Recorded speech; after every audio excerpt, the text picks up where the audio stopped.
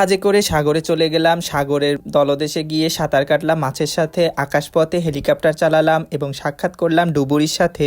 এগুলো সব কিছু থাকবে একটি মিউজিয়ামের মধ্যে। এগুলো সব কিছু আমার আজকে ভিডিওতে আপনারা দেখতে পাবেন। তো আজকে আমি তোমাদের সাথে শেয়ার করব কিভাবে আমি মিউজিয়ামে গেলাম এবং কি কি দেখলাম তার অভিজ্ঞতা। আমি যেদিন গিয়েছিলাম দিনটা ছিল অনেক সানি একটা ওয়েদার, অনেক রৌদ্রোজ্জ্বল একটা দিন ছিল, খুব ভালো লাগতেছিল। এটা ছিল বিজয় সরণির ঠিক অপোজিটে, তোমরা ঠিকই ধরেছো, এটা বাংলাদেশ মিলিটারি মিউজিয়াম। তো আজকে আমি একা ছিলাম না, আমার সাথে ছিল আমার একটা ভাই। আমরা ম্যাচিং শার্ট পরে আজকে খুব তাড়াতাড়ি বের হয়ে পড়লাম মিউজিয়ামে যাওয়ার জন্য। তো কিছু দূর সামনেই ছিল টিকিট কাউন্টার থেকে টিকিট কেটে নিয়ে আসলাম ভিতরে ঢোকার জন্য, জনপ্রতি 100 টাকা করে। ভিতরে দেখলাম যে আর্মিরা এখনই প্রস্তুত হয়ে আছে যুদ্ধ করার জন্য। তো বাইরে থেকে ভিতরে গিয়েই দেখলাম যে একটি যুদ্ধ করার গাড়ি রাখা আছে সাজানো, তারপরে পাশেই দেখলাম একটি জাহাজ আছে। এগুলো শুধু দেখাই যায়, টাচ করা যায় না। তো আমি ফার্স্ট ফ্লোরে গিয়ে দেখলাম বড় বড় 2টা মনিটর আছে সামনে। তো মনিটরে অনেক কিছু দেখায়, নৌবাহিনীদের জাহাজ আরো অনেক কিছু। তারপর আমি আশেপাশে ঘুরে দেখলাম এখানেও জাহাজ আছে। মেইনলি এখানে নৌবাহিনীদের জাহাজ আরো অনেক সরঞ্জাম থাকে।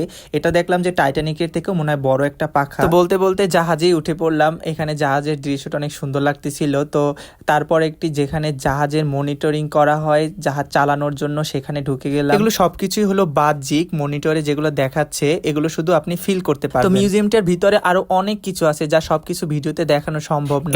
এত দেখার জিনিস আছে যা সবকিছু ভিডিওতে দেখানো সম্ভব না। আপনি না আসে দেখলে প্রপার মজাটাও পাবেন না। এখানে যে দেখতে পাচ্ছেন সাগরের তলদেশের যে ভিউটা, এখানে আপনাকে আর্টিফিশিয়াল ভাবে ফিল করানো হবে। এখানে সবাই দেখলাম বসে বসে ছবি তুলতেছে, মজা করতেছে। তো আমিও এই সুযোগটা মিস করলাম না, বসে পড়লাম, মাছেদের সাথে সাঁতার কাটলাম। এখানে সেন্ট মার্টিনের বিচের মতো যে আপনি ভিউটা দেখতে পারবেন, এগুলো সবকিছু আর্টিফিশিয়াল ভাবে আপনাকে ফিল করানো হবে। এই যে একটা কাঁকড়া দেখতে পাচ্ছেন, এগুলো সবই আর্টিফিশিয়াল।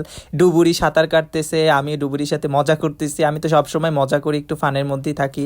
এই আবার ডুবুরির সাথে আমার দেখা হয়ে গেল। ভালো কথা, ডুবুরি থাকবে পানির নিচে, সে ডাঙায় কি করে? ও আমি তো ভুলেই গিয়েছিলাম, এগুলো সবকিছু আর্টিফিশিয়াল। আমি যেটার মধ্যে ঢুকছি এটা হলো একটি সাবমেরিন। তো এখানে ঢোকার পর সে আমাকে বারণ করতেছে ভিডিও না করার জন্য, কিন্তু আমি তো ভিডিও করেই ছাড়বো। যাই হোক, এখান থেকে বের হয়ে চলে গেলাম এই এসকেলেটর দিয়ে 3 তলাতে। তো 3 তলাতে গিয়ে দেখলাম আর্মি ক্যাম্প, আর্মিরা কিভাবে নিজেদেরকে রেস্কিউ করবে সব আর্টিফিশিয়াল ভাবে এখানে বোঝানো হয়েছে। এখানে একটি মার্সিডিজ গাড়িও আছে। এই যে এখানে যে বন্দুকগুলো দেখতে পাচ্ছেন, এগুলো যুদ্ধের পর যে বন্দুকগুলো পাওয়া গেছিল সেগুলো এখানে রাখা হয়েছে।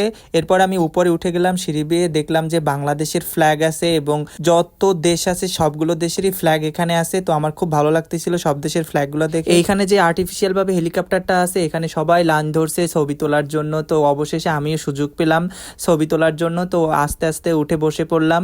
তো উঠে দেখলাম যে এখানে সব কিছু একদম রিয়েলিস্টিক লাগতেছে। জীবনতে আর কোনো সময় চালাতে পারবো না, তাই আজকে একটু চালাই নিলাম মন ভরে। তো তারপরে চলে গেলাম একটা কর্নার সাইডে, সবকিছু ঘোরা দেখা শেষ। তো উপর থেকে ভিউটা দেখলাম নিচের, তো ভিউটা অনেক সুন্দর লাগতেছে। তো এই জাহাজটা যে দেখতে পাচ্ছেন, জাহাজটা সামনে থেকে অনেক জোস লাগে। এর ইতিহাসটা জানলাম পরে পরে আর দেখলাম ঘুরে ঘুরে। তো এই কর্নার হলো গিয়ে হাসিনার স্টোরি, এখানে না যাই। তো এই যে সার্কেল করা এই জায়গাটা অনেক বেশি জোস। তো এখানে বসে আমি কিছু স্ন্যাপ নিলাম।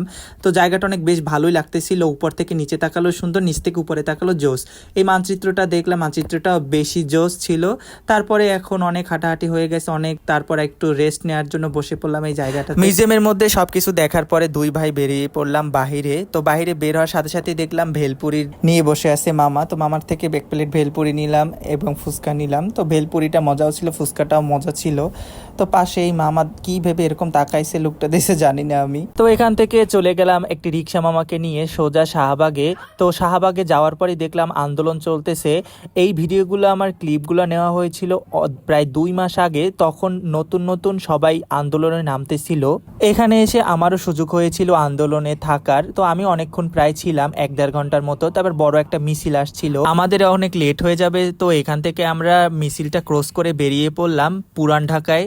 তো পুরান ঢাকা আমরা নাজিরা বাজার চলে গিয়েছিলাম। তো যেহেতু পুরান ঢাকায় আসছি, বিরিয়ানি না খেয়ে তো যাবো না। তো বিরিয়ানি খাওয়ার জন্য একটা রেস্টুরেন্টে উঠলাম। বিরিয়ানির টেস্টের কথা যদি বলতে যাই, এমন লাগতেছিল যে ভালো লাগতেছিল না, খারাপও লাগতেছিল না আমার কাছে। টেস্ট কেমন?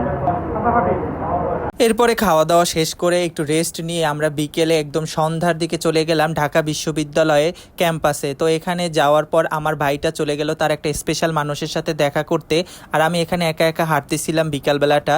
তো বিকাল গড়িয়ে সন্ধ্যা চলে এখান থেকে বের হওয়ার পরে ও আমাকে কল দিল টিএসসির মোড়ে যাওয়ার জন্য। তো টির মোড়ে যেহেতু আসছি এখন খাবার দাবার খেতে হবে প্রচুর। তো এক প্লেট হালিম নিয়ে নিলাম আমরা খাওয়ার জন্য। হালিমের টেস্টটা খুব বেশ ছিল।